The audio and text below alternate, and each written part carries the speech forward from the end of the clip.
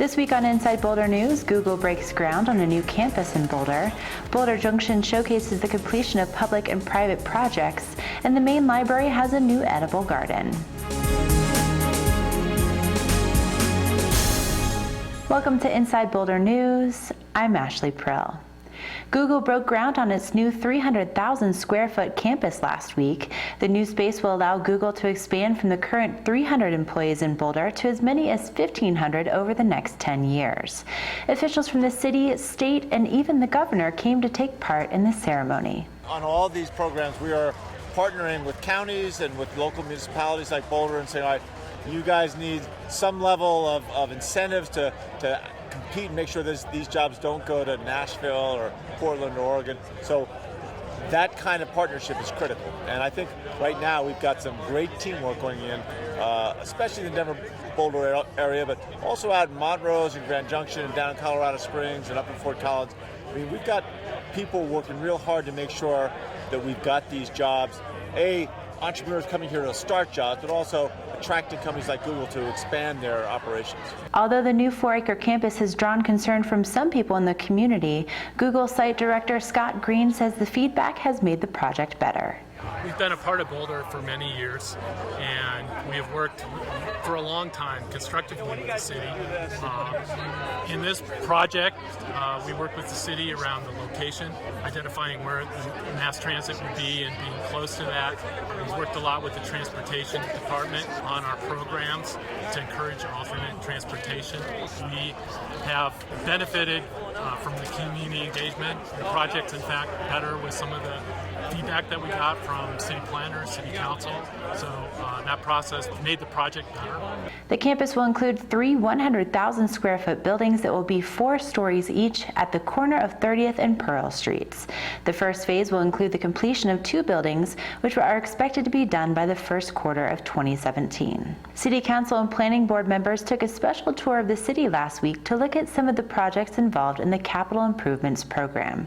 The Capital Improvements Program is a 6-year plan for public physical improvements ranging from flood recovery to street improvements, park renovations, and construction of new facilities to support city needs. A couple of the big projects, we stopped at the Sanitas Valley Trail. A lot of flood improvements happening there. We also stopped up at the newly completed Crestview School. The 4 Mile Canyon Creek area, we're going to be doing a lot of planning for flood improvements in the next couple of years. So there'll be a full public process thinking about flood improvements and mobility improvements and street improvements all through that area. And then we were also up to visit the newly completed Wildland Fire Station. So it's our new fire station number 8, and some really, really interesting design for that brand new facility. Beautiful place. To learn more about capital project activity in 2015 or to review the 157 projects that are part of the approved 2015 to 2020 capital improvement program, visit bouldercolorado.gov/planning/capital improvement program. 15 years in the making, the community came out to celebrate the completion of both public and private projects at Boulder Junction this week. The open house showcased the new RTD bus station, Flatiron Flyer bus, Pearl Parkway Multi-Way Boulevard, Solana 3100 apartments, Hyatt Place Hotel, and more. Well, this is a huge day for the city. For over 15 years, we've been planning for the opening of Boulder Junction. And 15 years in the planning is really a long time. What we had to do here to make it happen is to collaborate with lots of different private sector and public sector partners, and that makes things really complicated, but it also makes things even better. This is a project that was really hard to come to fruition, but RTD, which had originally planned that this would be sort of a suburban bus stop kind of a place, really worked with us and turned it into a place that has a bus station that's very similar to Union Station, that's going to have a lot of bus rapid transit service, that is actually physically beautiful, and that collaborates across the public and private sectors. So we've got a beautiful plaza, we've got a lot of public improvements that our staff has worked hard on, and we have a really great gathering place and a walkable community for our neighborhood. They've waited a long, long time for it, and today's the big day when it opens, so we're pretty excited about it. Boulder Junction also features the work of 2 local artists in the form of lighting.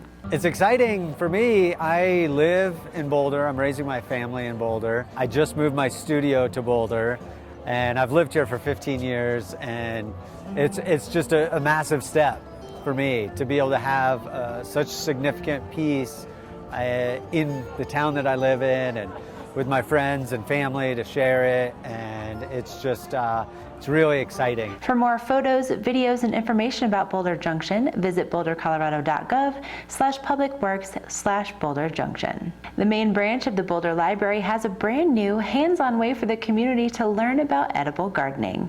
Thanks to a collaboration between the library, 350 Boulder County, and Joe Lustig of Lociously Local, an edible garden was planted in the north courtyard. So it looks like we got our first squash from the garden, the first of many to come. And it's a trick growing in this tight a space.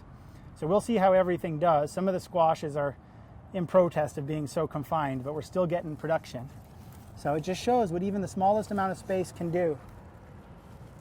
No space going unused. This was an unused, really hot concrete pad, and now it's a lush, beautiful garden. It's got wheelchair accessibility.